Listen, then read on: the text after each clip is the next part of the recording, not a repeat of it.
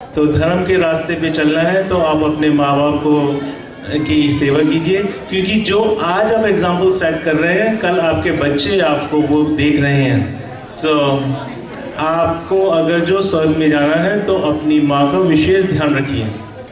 और इसी के साथ मैं रजनी जी से प्रार्थना करूँगा कि वो आज का प्रवचन शुरू करें और हमें कुछ ज्ञान की बातें बताएं, कुछ हमें बताएं कि हम अगर जो अपनी ज़िंदगी की राह से थोड़ा बहुत भटक गए हैं, कहते हैं ना कि जिस तरह से एक हवा का झोंका आता है तो वो नौका को दिशाहीन कर देता है, इसी तरह से मन में अगर जो लालच की भावना आ जाए तो वो ज़िंदगी को दिशाहीन कर देती है। तो हमारी ज़िंदगी दिशाहीन होने से बचे, ऐसा मैं रजनी जी से कहूँगा कुछ ऐसा कुछ कहें ताकि हम अपनी दिशा में कंसंट्रेट करें। Thank you Rajni. ओम गणेशाय नमः। ओम गुरुदेवाय नमः। ओम शिवाय नमः। मंगलम भगवान विष्णु, मंगलम गरुड़ध्वजं, मंगलम पुंडरीकाक्षं, मंगलाय तनोहरि।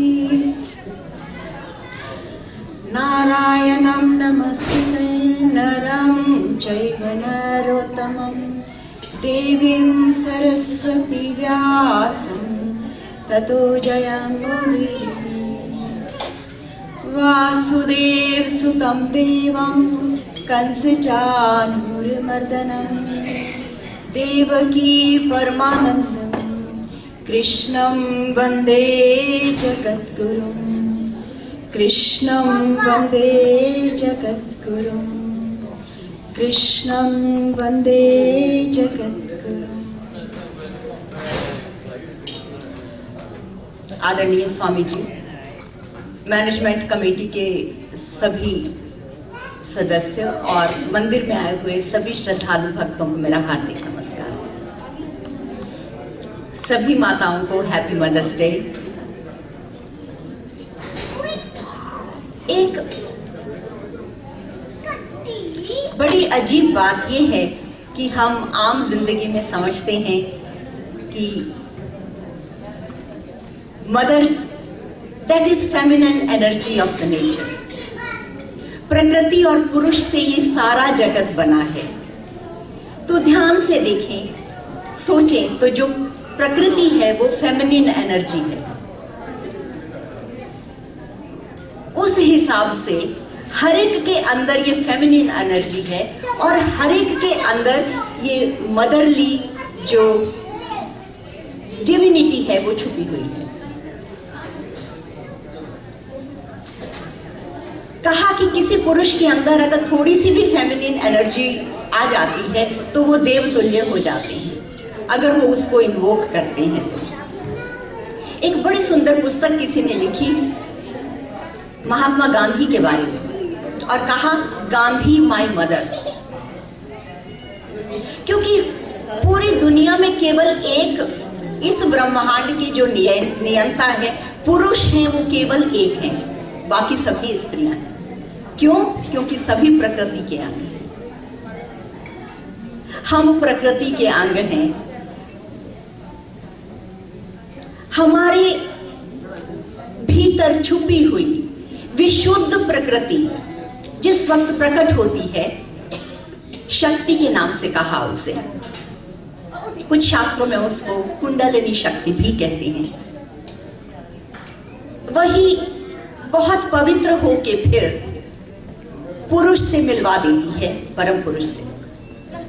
आज मदर्स डे के शुभ अवसर पर हमारे इस शरीर में, इस हृदय में, इस अंतर मन में छुपी हुई उस फेमिनिन एनर्जी को हम इन्वोक करें। That would be celebration of the real mother's day. परम ब्रह्म स्वरूपिणी उस एनर्जी को कहा और परम ब्रह्म स्वरूपिणी जो है, हमने देवी का आविर्भाव किया। अभी जो हमने देवी की उपासना कही उसे बहिरंग उपासना कहते हैं, लेकिन आंतरिक उपासना होती है जब हम हृदय को, मन को, बुद्धि को, इंद्रियों को, सबको जो है वो भगवान की तरफ लगाते हैं। So happy Mother's Day one more time to all of you.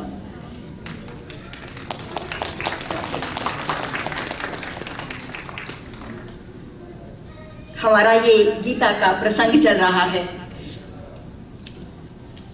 Kurukshetra के उस मैदान में भगवान कृष्ण अर्जुन को उपदेश दे रहे हैं। दूसरा अध्याय खत्म हो चुका है। दूसरे अध्याय में भगवान ने सभी बातों को थोड़ा थोड़ा सा टच किया। जैसे मैंने आपको बताया था, अर्जुन को उन्होंने ज्ञान की बात भी कही, कर्म की बात भी कही, बुद्धि की समता की बात भी कही, ध्यान की बात भी कही और समाधि की बात भी कही। इतनी सारी बातें सुनने के बावजूद ऐसा लगता है कि अर्जुन का जो मन है अभी कंफ्यूजन से भरा हुआ है। वो सारी बातें ऊपर ऊपर से सुन तो रहे हैं, लेकिन अंदर मन के एक ही प्रश्न चल रहा है, युद्ध करूं या नहीं करूं। आप ये सारी बातें मुझे बताते हो, ठीक है, पर I just want to nail it कि आप मुझे सीधा जवाब ये बता दो कि मैं युद्ध करूं या नहीं करूं, और मैं अपनी मर्जी आपको बता दूं कि मैं नहीं करना चाहता। अब हम लोग सबके अंदर ये एक आदत होती है कि हम जो सोच लेते हैं अपने मन में कि मुझे ये नहीं करना है, फिर उसके लिए हम बहुत सारे कई बार रीजंस, लॉजिक, बहाने ढूंढते हैं कि ओके मुझे ये नहीं करना है and that is why I don't want to do it. तो दूसरे अध्याय में भगवान ने बुद्धि पे बहुत जोर दिया और कई तरह से अर्जुन को अलग अलग बातें बताई। उस बुद्धि को ही अलग अलग नाम दिए। कभी कहा अर्जुन असंग बुद्धि, कभी कहा अर्जुन निश्चयात्मक बुद्धि, अर्जुन समता वाली बुद्धि, मोह से पार हुई बुद्धि, अर्जुन ये तेरी बुद्धि जो है वो समाधि में स्थिर होगी, तो फिर तुझे जो है असली बात का पता चलेगा। तो अर्जुन के मन में एक प्रश्न ये आया कि भगवान बुद्धि पे इतना जोर दे रहे हैं और बुद्धि की दृढ़ता की बात करते हैं, बुद्धि की निश्चयात्मकता की बात करते हैं, बुद्धि की समता की बात करते हैं। इतना ज्यादा भगवान बुद्धि के ऊपर अगर जोर दे रहे हैं तो मेरी बुद्धि से मुझे यही समझ में आ रहा है कि इस वक्त, और साथ में समाधि की बात करते हैं, और समाधि से क्या कि अल्टीमेट जो तुम्हारा गोल है वो पूरा हो जाएगा। तो मुझे ये समझ में आता है कि मुझे तो अब वो अल्टीमेट गोल करना है, अपना उस पे पहुंचना है। इस बुद्धि से मैं ये निश्चय करूं और युद्ध के मैदान से चला जाऊं और जाके कहीं समाधि में बैठ जाऊं। तो क्योंकि भगवान को उन्होंने भगवान को कहा कि मैं आपका शिष्य हूं, तो उन्होंने अपने मन की ये शंकाएं भगवान के सामने रखी। तीसरा अध्याय शुरू होता है अर्जुन के एक प्रश्न से, और अर्जुन का यही प्रश्न, यही जो गफलत उनके मन में चल रही है, यही जो कंफ्यूजन चल रहे हैं, संकल्प विकल्प चल रहे हैं, विचार चल रहे हैं, उन सब को लेके अर्जुन ने भगवान से प्रश्न किया और कहा, यदि कर्म से तुम बुद्धि को कहते जनार्दन श्रेष्ठ हो, तो क्यों भयंकर कर्म में मुझको लगाते हो, कहो। यदि कर्म से तुम बुद्धि को कहते जनार्दन श्रेष्ठ हो, तो क्यों भयंकर कर्म में मुझको लगाते हो, कहो। इसके अलावा अर्जुन को बहुत सारी डिफरेंट फिलॉसफी से उनका मन जो है वो कंफ्यूजन में है। वो कहते हैं, I do not want to know all this at this point of time, कि मैं ज्ञान भी सुनूं, मैं ध्यान भी सुनूं, मैं कर्म भी सुनूं, मैं ये भी सुनूं। मुझे आप एक करके बताओ, एक बात बताओ, either do this or do that. I don't want to be in doldrums right now, कि चलो कुछ करता हूं, ओके चलो ऐसा करते हैं या ऐसा करते हैं। ऐसी बातें जो हैं ये अर्जुन ने भगवान को नहीं कहा, लेकिन इस तरह की बातें, अच्छा चलो ये करो, चलो देखा जाएगा जो होगा, ऐसी बातें पॉलिटिशियन करते हैं। लेकिन अर्जुन यहां युद्ध के मैदान में खड़े हैं, वो सोल्जर हैं। इस वक्त सोल्जर को डायरेक्ट ऑर्डर्स दिए जाते हैं। तो अर्जुन ने कहा कि मुझे आप ठीक बताओ। कहा कि फिर से वो प्रश्न जो है उनका, यदि कर्म से तुम बुद्धि को कहते जनार्दन श्रेष्ठ हो, तो क्यों भयंकर कर्म में मुझको लगाते हो कहो। उलझन भरे कह वाक्य भ्रम सा डालते भगवान हो, निश्चय कर वह बात कहो जिससे मुझे कल्याण हो। कि इतने आपकी बातें उलझाने वाली हैं, उलझन से भरी हुई हैं, उलझन भरे कह वाक्य भ्रम सा डालते भगवान हो, कि मैं तो ऑलरेडी कंफ्यूज हूं और आपकी ये जो बातें हैं ये तो मुझे और भी मुश्किल में डाल रही हैं। और ये हम सभी लोगों की आदत है कि हम कभी भी ये नहीं कहते हैं कि अपने को हम दोष कम देते हैं। हम ये नहीं कहते हैं कि मुझे समझ में नहीं आ रहा है ठीक से, हम ये कहते हैं कि आपकी जो बातें हैं वो बड़ी एम्बिगुअस लैंग्वेज है आपकी, कि आप ये भी कह रहे हैं और ये भी कह रहे हैं, तो बड़ी उलझन से भरी हुई बातें हैं। I want to listen, I want to know the clear cut path, not either this or that, just do it, tell me that. तो इन दो वाक्यों से, जब इन दो प्रश्नों से ये तीसरा अध्याय शुरू हुआ, तो भगवान ने भी अपने मन में सोचा, मैंने तो सारी बातें इसको समझा दी कि ऐसे ज्ञान होता है, ऐसे ये होता है, बट लुक लाइक अभी कोई बात इनको बैठी नहीं इनके मन में। तो भगवान के अंदर ये बात है, so compassionate and he so full of patience. मुझे ऐसा लगता है कि शायद भगवान से जो ज्यादा पेशेंस वाला टीचर मिलना मुश्किल है। और अर्जुन जो है उनके प्रश्न खत्म नहीं होते हैं, 18 अध्याय भगवान को बोलने पड़े। तो मेरा ख्याल है कि हम सभी लोग अपने को ये थोड़ी सी एक्सक्यूज दे सकते हैं कि अगर हमें नहीं समझ में आता है कभी, तो हम कहेंगे इट्स ओके। जब भगवान सामने थे अर्जुन को तब भी समझ में नहीं आया, तो अगर हमको समझ नहीं आता it's okay. Sometime it takes very long time to understand, it's okay. तो भगवान ने अर्जुन को कहा कि देखो अर्जुन, मैंने तुम्हें दो तरह की निष्ठा बताई, क्या कि एक ज्ञान योग की जो ज्ञानियों के लिए, और एक कर्म योग की योगियों के लिए। तो ये दो तरह के मार्ग हैं, ये मैंने तुम्हें बताई। लेकिन ये दो तरह के जो मार्ग हैं, ये थोड़ी फिलोसॉफिकल बात है। ये शुरू में बेशक अलग अलग लगे, ये अलग है नहीं। एक बहुत सुंदर प्रसंग आता है रामकृष्ण परमहंस के टाइम पे। रामकृष्ण परमहंस के जो शिष्य थे उनका विवेकानंद। तो विवेकानंद जो थे वो बड़े ज्ञान मार्ग के साधक थे,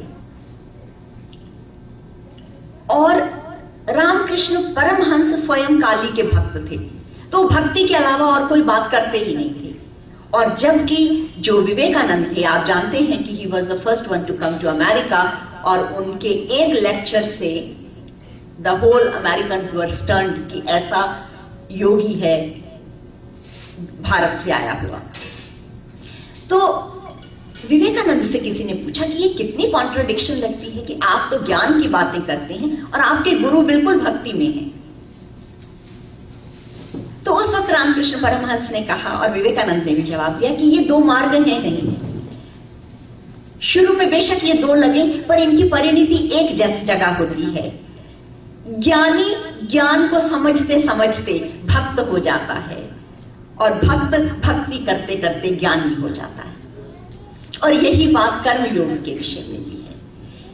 कर्म योग को ठीक तरह से करने में धीरे धीरे over a period of time आपको अपने आप ज्ञान जो है वो समझ में आने लगता है, और ज्ञान की बात सुनते हैं तो अपने आप कर्मों से उपरति होती चली जाती है। अब यहां पर जो अर्जुन है उनका मन ये है कि मैं इस वक्त ये वॉर के कर्म को छोड़ूं, कहीं जाके बैठूं और मैं ध्यान करूं। तो भगवान ने यहां पर फिर उनको कर्म का उपदेश देना शुरू किया और कहा कि देखो अर्जुन, तुम ऐसा सोचते हो कि जो कर्मों का त्याग करने से निष्कर्मता आती है, या कर्मों का आरंभ नहीं करने से निष्कर्मता आती है। ऐसा नहीं होता कि एक व्यक्ति ये सोचे कि ओके, मुझे तो अब ज्ञान के रास्ते पे चलना है, मैंने समझ लिया, मैंने ये दूसरा अध्याय अच्छे से समझ लिया, मैंने तो अब केवल ज्ञान के रास्ते पे चलना है, बुद्धि में अपनी समता रखनी है, बुद्धि को समाधि में निश्चल करना है, and I am going to go on that path. तो भगवान ने कहा कि अर्जुन, उसकी स्टेजेस होती हैं, you are not at that stage right now. तुम्हारे मन में अभी बड़े कंफ्यूजन्स हैं, क्वेश्चंस हैं, तुम्हारी बुद्धि डिसाइसिव नहीं है, you do not have any firm conviction eight this point of time. तो फिर क्या करें?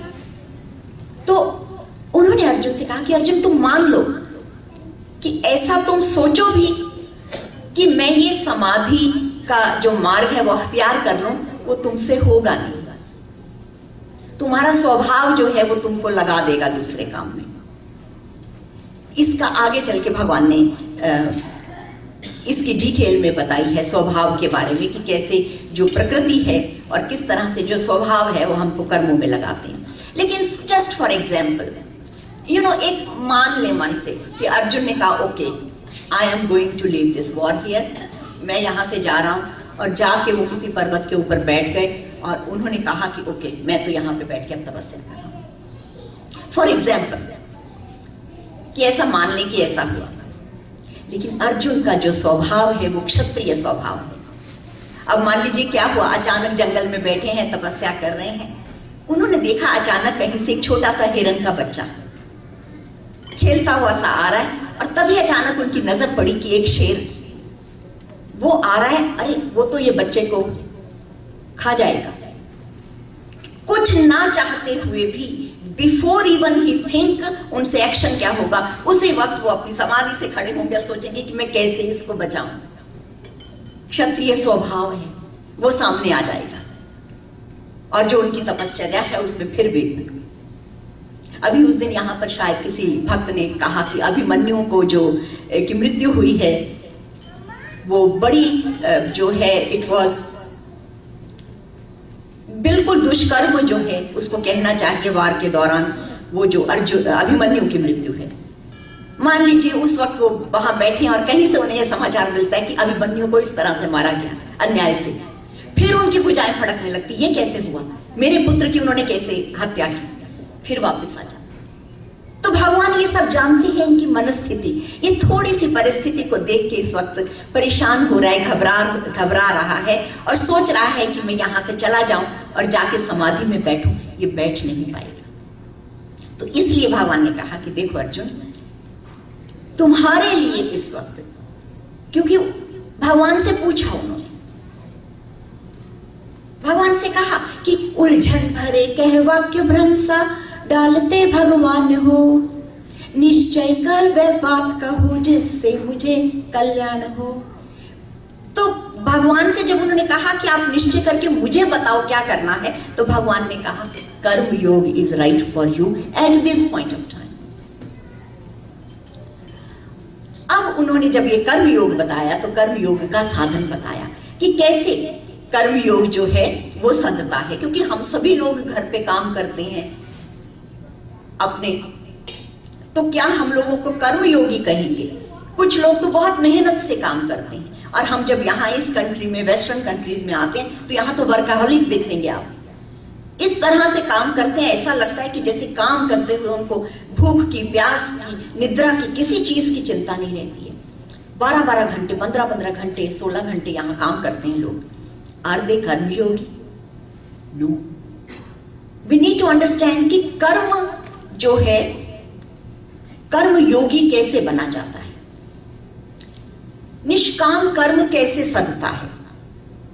तो भगवान ने कहा कि अगर तुम अपने अपने कर्तव्य कर्म, जो भी तुमको कर्तव्य कर्म मिला प्रकृति की तरफ से, जैसे आज मदर्स डे के उपलक्ष्य में हम जिन लोगों को भी काम मिला, as a mother we are raising our children, पर बिना आसक्ति के, बिना अटैचमेंट के, अपना कर्तव्य समझ के अगर हम कोई भी काम करेंगे, बिना आसक्ति के और बिना फल की चिंता किए कि कल को ये बच्चे कैसे निकलेंगे और हमारी सेवा करेंगे कि नहीं, इसके बजाय ये सोच के कि how to be good mother, ध्यान केवल अपने पे। देखिए, कर्म जो है उसके दो एस्पेक्ट होते हैं कि कर्म का फल, तो कुछ लोग जो हैं वो फल की चिंता को पहले रख के सामने फिर कर्म करते हैं। अदरवाइज उनको लगता है कि अगर मोटिवेशन ही नहीं है तो मैं कर्म करूं क्यों, अगर मेरे सामने कोई रिवॉर्ड ही नहीं होगा तो हम कर्म कैसे करेंगे। तो फल की चिंता को रख के सामने फिर कर्म करते हैं। तो भगवान ने कहा कि देखो अर्जुन, ये कर्म का जहरीला पार्ट है। किसी भी कर्म में ममता, आसक्ति, फल की चिंता, ये जो है ये हमारे हाथ में है कि हम ये छोड़ सकते हैं। कर्म तो हम सबको करने पड़ेंगे। भगवान ने कहा कि देखो अर्जुन, कर्म तो कोई मनुष्य क्षण भर भी कर्म किए बिना नहीं रह सकता। प्रकृति के अधीन होके कर्म सबको करने पड़ते हैं।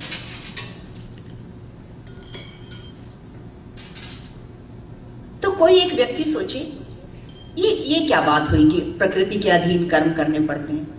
अच्छा, हम तो बैठ जाते हैं, हम देखते हैं हमको यहां से कौन उठाएगा। हमने हाथ पैर बंद किए, आंखें बंद करी, अब देखिए now I am not doing any कर्म।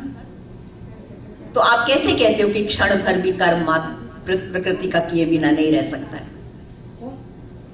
I can do it, I can sit here for that long time without doing any action.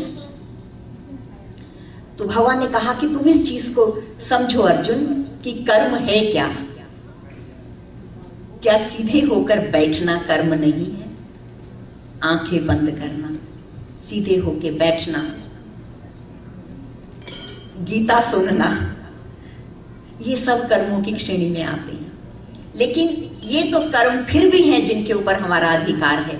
लेकिन ऐसे कर्म हो रहे हैं, कैसे कर्म हो रहे हैं कि हम बैठे हैं और हमारा हृदय धड़क रहा है without any inclination from our side. हमारे वेन्स के अंदर ब्लड चल रहा है, सांस आ रही है, सांस जा रही है, फेफड़े जो हैं हमारे सांस ले रहे हैं, सांस छोड़ रहे हैं, हमने जो खाया हुआ अन्न था वो पच रहा है। तो ये सारी क्रियाएं प्रकृति में स्वतः हो रही हैं, ऑटोमेटिक हो रही हैं, अपने आप हो रही हैं। और हम क्योंकि प्रकृति के अंश हैं तो प्रकृति का स्वभाव है क्रियात्मक, और हम प्रकृति का अंश हैं तो इसलिए क्रियाएं तो होंगी ही। आखिरी पल तक मनुष्य के जीवन में क्रियाएं होती रहेंगी, कर्म होते रहेंगे। तो अगर कर्म होते रहेंगे, क्रियाएं होती रहेंगी, तो फिर हमें क्या करना है? हमें केवल उन कर्मों को बिना राग के, बिना द्वेष के, बिना आसक्ति के और बिना ममता के करना है। अब भगवान ने कहा कि अगर तुम लोग ऊपर से सोचो ये बात, ऊपर से कैसे बात सोचो कि अपने मन से तुमने ये बात मान ली कि ओके, लोगों को दिखाने के लिए समझिए कि हम कोई कर्म नहीं कर रहे और ना हमको कोई आसक्ति है ना कुछ है, हम आराम से बैठे हैं और हम तो इंद्रियों से कोई काम नहीं करते, लेकिन मन के अंदर आपके सभी कुछ चल रहा है। तो भगवान ने कहा कि वो लोग पाखंडी हैं, मिथ्याचारी, ऐसा शब्द उन्होंने यूज किया। और जो मन से किए हुए कर्म हैं उनका प्रभाव ज्यादा है। मन के ऊपर जो पड़े हुए सूक्ष्म संस्कार हैं उनका प्रभाव ज्यादा है, जीवन उससे चलता है। आपकी किसी से बहुत अच्छी मित्रता है मान लीजिए, लेकिन आपको उस ऊपर से तो आप मित्रता दिखाते हैं, लेकिन मन ही मन उस मित्र के प्रति आपको थोड़ा सा द्वेष है, भाव अंदर ईर्ष्या है। आपके ऊपर दिखाई हुई मित्रता जो है वो आपके काम आने वाली नहीं है। अंदर ही अंदर जो आपके अंदर द्वेष की, जेलसी की अग्नि जल रही है, वो जो है आपके मन को वो प्रभावित करेगी। और ये जो नेचर है, deepest of deepest thing in your heart, the secrets which nobody knows, you only know what you think in your heart, प्रकृति वहां से चल रही है। मन के ऊपर सूक्ष्म जो हमारे संस्कार हैं वहां से पड़ते हैं। तो ये बात समझने की है। एक छोटा सा एग्जाम्पल लें, कोई दो फ्रेंड्स हैं, उन्होंने कहा कि चलिए हम कहीं पर बहुत अच्छा भगवत गीता की क्या लेक्चर हो रहा है, हम लोग वहां चलते हैं। जिस वक्त वो लोग रास्ते में आ रहे थे तो उनको ऑन द वे कुछ फ्रेंड्स मिले और उन्होंने कहा कि देखिए हम जो हैं वो कहीं जा रहे हैं पिकनिक के लिए, या कहीं घूमने फिरने जा रहे हैं, एंजॉय करने जा रहे हैं, या कोई मूवी देखने जा रहे हैं, आप चलिए। तो उन दो में से एक फ्रेंड जो था वो तो उन ग्रुप के साथ चला गया कि okay Bhagavad Gita some other day. वो आ गए, एक तो आ गए फ्रेंड मंदिर में और दूसरे चले गए उन फ्रेंड्स के ग्रुप के साथ। अब जो व्यक्ति मंदिर में आ गए और भगवत गीता सुन रहे हैं लेकिन मन उनका वहां लगा हुआ है, हाउ स्टूपिड आई एम। ये तो लेक्चर हम कभी भी सुन सकते हैं और आजकल तो यूट्यूब इंटरनेट भरी हुई है, like how does it matter. वहां जाते हम अपने फ्रेंड्स के साथ एंजॉय करते, कुछ हैव अ गुड टाइम, वो सब कितना एंजॉय कर रहे होंगे, एंड स्टूपिड मी, मैंने ये डिसीजन लिया कि मैं यहां पर आऊं और ये सब सुनूं।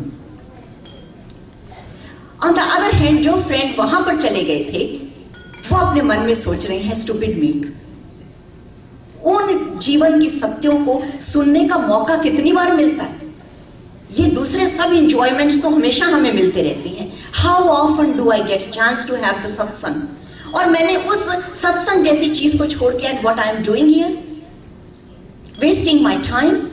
जो टाइम को मैं अपना ऐसे यूटिलाइज कर सकता तो what did I do with it. अब आप देखिए हुआ क्या कि वो मंदिर में बैठ के भी बाहर हैं और दूसरा व्यक्ति बाहर भी बैठ के मंदिर में।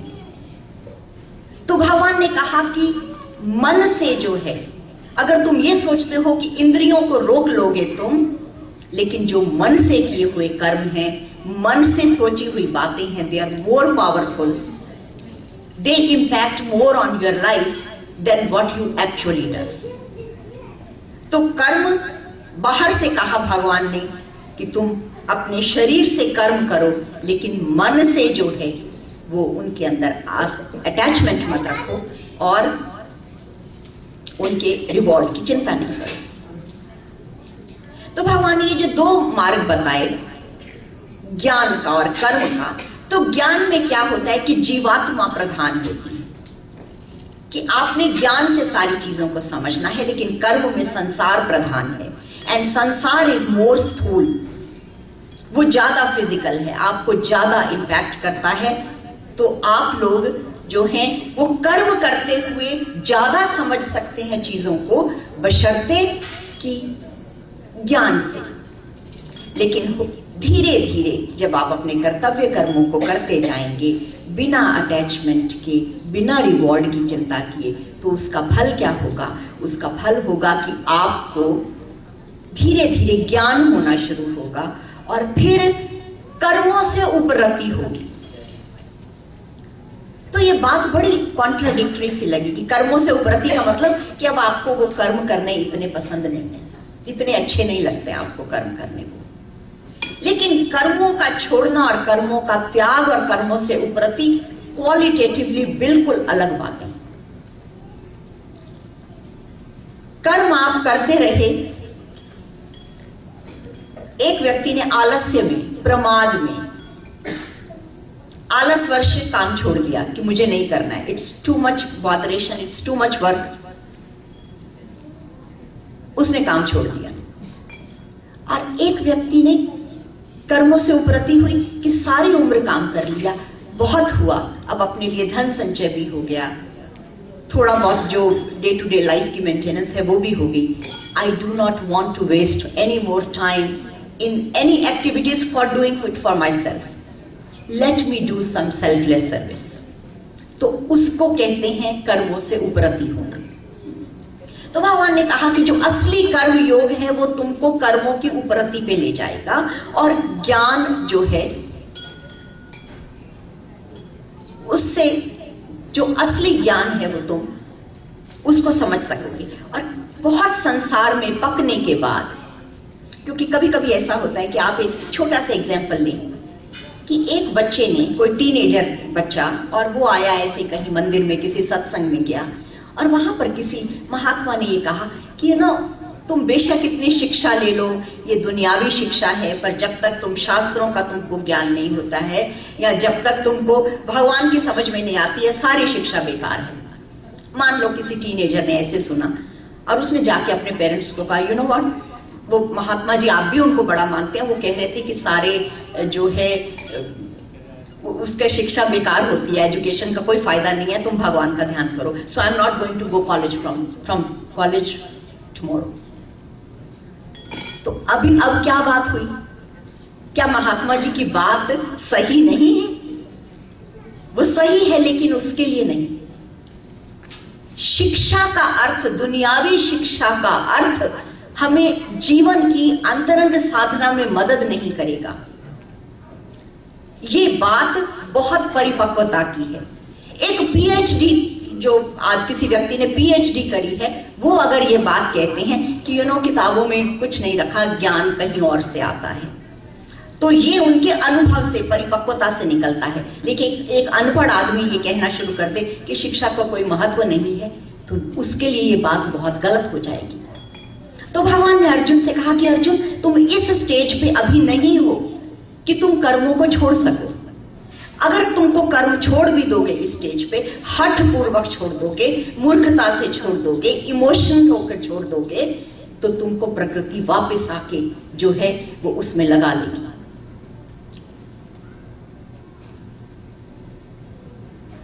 तो फिर कर्म तो करो, अर्जुन की बात में समझ में आई, लेकिन कर्म करने से क्या कर्म बंधन नहीं होगा? क्योंकि हम लोगों को जो भी ये शरीर मिला है, आमतौर पर कहा जाता है कि पिछले जन्मों के कर्मों के फलस्वरूप हमको ये देह मिली है। अच्छे और पुण्य पाप जैसे भी हमने कर्म किए, उसके स्वरूप ये हमको शरीर मिला। तो अब हमने कर्म किया और फिर से अच्छे बुरे कर्म किए, फिर हमको कर्म बंधन हुआ उसका, और फिर नया शरीर मिला। तो ऐसे तो हम वी विल बी एंटेंगल्ड कि पहले कर्म किए, फिर शरीर मिला, फिर इसमें कर्म करेंगे, फिर उससे अगला शरीर मिलेगा, और उससे अगला शरीर। ये क्या हुआ? बार बार मृत्यु, बार बार जन्म। तो ये बात तो ज्ञान नहीं कहती है। ज्ञान तो कहता है कि नहीं, किस तरह से हमें प्राप्ति हो मोक्ष की, कि हमें दोबारा दोबारा जन्म ना पड़े, दोबारा दोबारा मरना ना पड़े। तो भगवान ने कहा कि तुमको मैं कर्म करने की एक टेक्निक बताता हूं, कि तुम कर्म भी करोगे, अपना जीवन यापन भी करोगे, सब कुछ करते रहोगे, फिर भी कर्म बंधन में नहीं पड़ोगे। तो I am going to tell you that process, कि वो कैसे होगा। विन विन सिचुएशन बोथ, कि मजे से कर्म भी करो और सारा जीवन अपना मजे से तुम जियो, लेकिन कोई कर्म बंधन नहीं तुम। तो भगवान ने बताया कि मैं उसकी टेक्निक बताता हूं तुमको अर्जुन, कि तुम काम ऐसे करो कि जैसे कोई यज्ञार्थ, शब्द उन्होंने यूज किया यज्ञार्थ, यज्ञ के लिए काम करता है। यज्ञ क्या है इसकी डिटेल हम कभी आगे बताएंगे, लेकिन आप इसको आज एग्जाम्पल के लिए इस तरह से समझें कि जिस तरह से हम आग जलाते हैं, कभी कोई हवन करते हैं, यज्ञ करते हैं, आग जलाते हैं, तो उसमें जो भी चीज होती है हमारे पास, अन्न है, फल है, फूल है, समिधा है, लकड़ियां हैं, घी है, सबको ऑफरिंग देते हैं। We offer everything to the fire god. तो भगवान ने कहा कि तुम इस जीवन में सारे कर्म इस तरह से करो as you are offering those karma to the lord और टू द हायर सेल्फ। तुम्हारे कर्म तुम्हारे कर्तव्य है अपने प्रति, अपने परिवार के प्रति, अपने समाज के प्रति, अपने देश के प्रति, सभी तुम कर्म करोगे, लेकिन अगर इस भाव से करोगे कि जैसे यज्ञ में आहुति देते हैं, भगवान ये कर्म मैं इसलिए कर रहा हूं, this is my gift to, my आहुति टू द बिग यज्ञ विच इज गोइंग ऑन। देखें कि पूरी सृष्टि में 5 तत्वों से, जैसा ये शरीर बना, पूरी सृष्टि 5 तत्वों से बनी है। जल है, वायु है, आकाश है, अग्नि है। सभी अपने अपने कामों में लगे हुए हैं। सेल्फलेस सर्विस चल रही है। नदियां जल दे रही हैं, पेड़ फल दे रहे हैं, वायु सबको श्वास देती हुई चल रही है। सब काम कर रहे हैं as if they are all doing it for some bigger power. और हम क्या कर रहे हैं कि हम नदियों से जल ले लेते हैं, पेड़ों से फल ले लेते हैं, वायु से श्वास ले लेते हैं। सब कुछ लेके हम बदले में देते क्या हैं? वायु के अंदर हम पॉल्यूशन भर देते हैं। जलों के अंदर हम अपने ऑयल जिस तरह की है उनका वाटर पॉल्यूट कर देते हैं, जंगलों को काट देते हैं। तो ये हुआ यज्ञ में विघ्न डालना। जो व्यक्ति ज्ञान के रास्ते पे है वो अपने इन कर्तव्यों को समझेगा।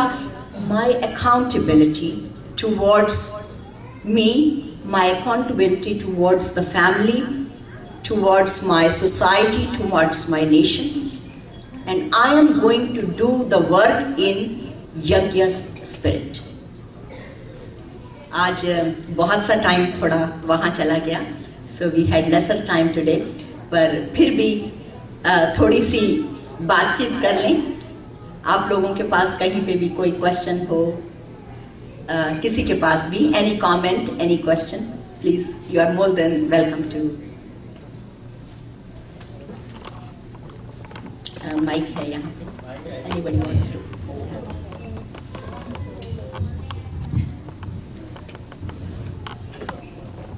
हेलो हेलो गुरुजी, हेलो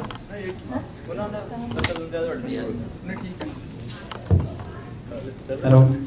आपने कर्म के बारे में बताया है, बड़ी अच्छी बात है कि पहला श्लोक जो बताया था कि कर्मणे वाचका रास्ते माँ फलेषु कदाचन माँ कर्म फलेषु कुर्मते संगो स्वाहा कर्मण। ये कर्म करो, कर्म में अपना जो है ना वो निस्वार्थ करो। तो आगे आगे आपने ये अभी बताया है कि ये श्लोक है कि यद क्रोशी यद झोषी यद अश्नोषी ददासी यद तपस्सी कुंतया तत्कुरुष मद अर्पण। ये जो कर्म है जितने भी करो मेरे अर्पण किए जाएं, तो उसका कोई भी ये आपको बुरा असर, कोई प्रभाव नहीं मिलेगा।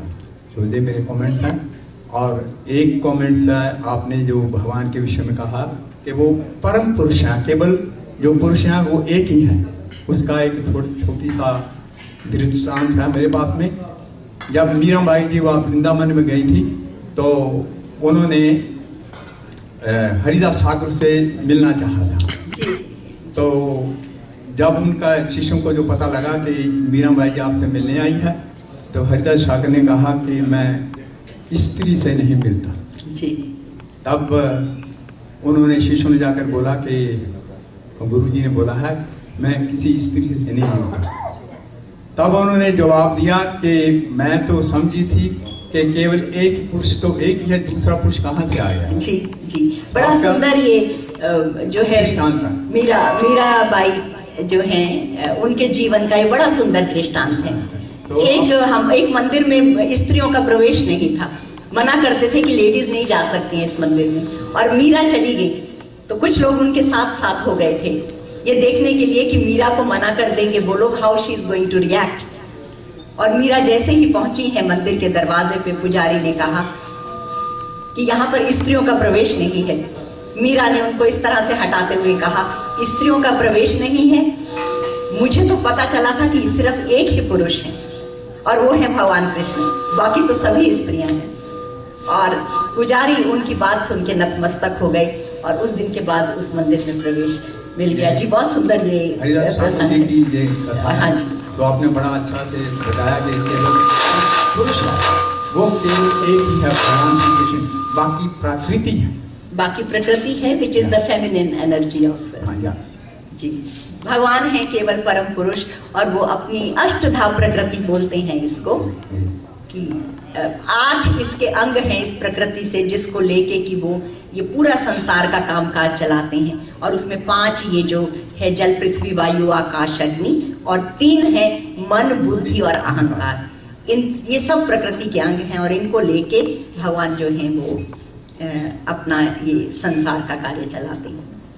मदर नेचर एंड परम पिता परमात्मा। तो जो कर्म है भगवान ने कहा कि मद अर्पण, ये जितने भी आप कर्म करते हो मद अर्पण मेरे अर्पण किए जाएं, तब उसका फल मिलता। धन्यवाद। बहुत ऐसा लगता है बहुत ध्यान से सुन रहे हैं। That's exactly what भगवान said. That's what exactly. हाँ जी, और किसी का कोई प्रश्न?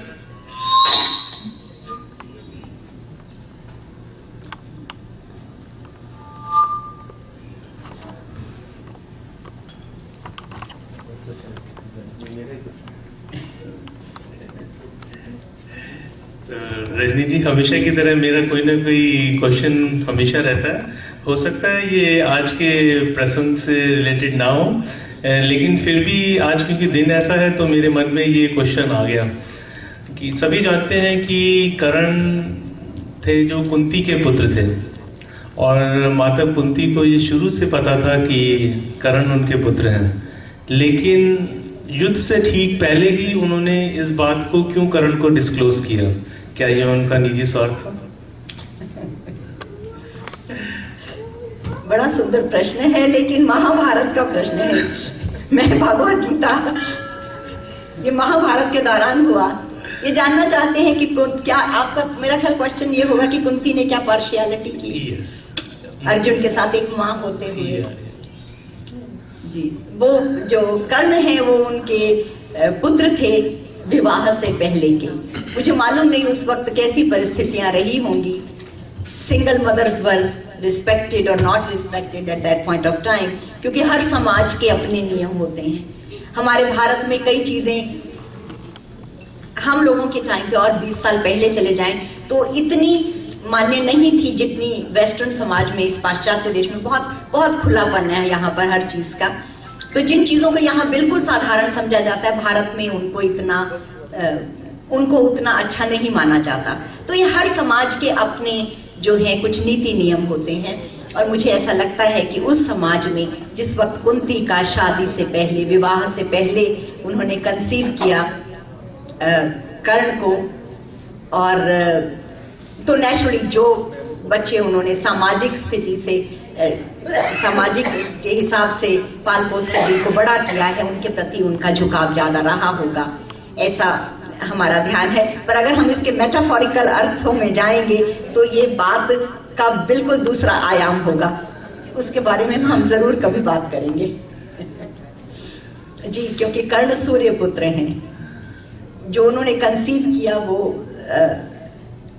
जो है it was not a man women relationship. उनके सभी बेटे जो हैं they were not born out of, कि जैसे हमारी आम जो है मेल फीमेल के जो है उनके कनेक्शन से जो बच्चे पैदा होते हैं, हमारी जो साधारण प्रकृति है, ये उस तरह से नहीं हुए थे। ये कुंती के 3 बेटे और माद्री के 2, और इनके शादी से पहले जो सूर्यदेव को इन आह्वान करके इनका पुत्र हुआ। तो ये सारी बातें जो हैं वो मेटाफोरिकल लेवल पे बिल्कुल डिफरेंट हैं। Thank you. हाँ जी, आप thank you very much for everybody. आप लोगों ने बहुत प्रेम शांति से मेरी बातों को सुनते हैं। Thank you for your time.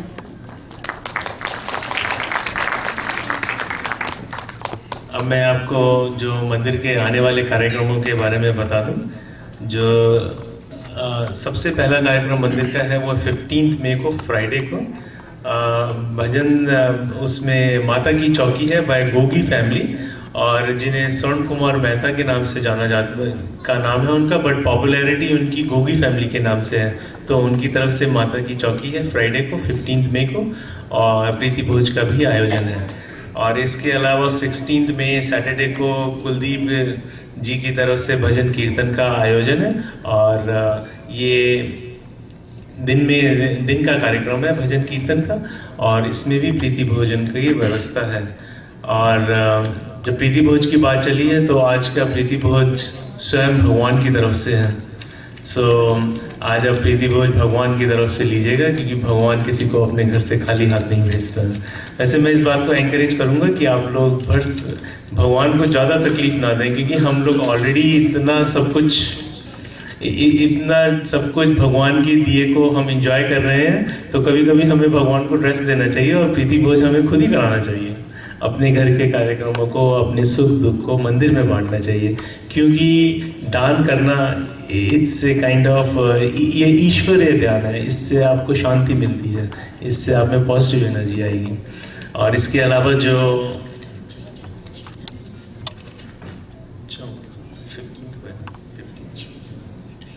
15 मई को जो चौकी है वो खन्ना आंटी ने थोड़ा सा उसको टाइमिंग मुझे शायद गलत पता था, उन्होंने रिवाइज किया है। वो 6 से 9 है, और जो कि गोगी फैमिली की तरफ से है।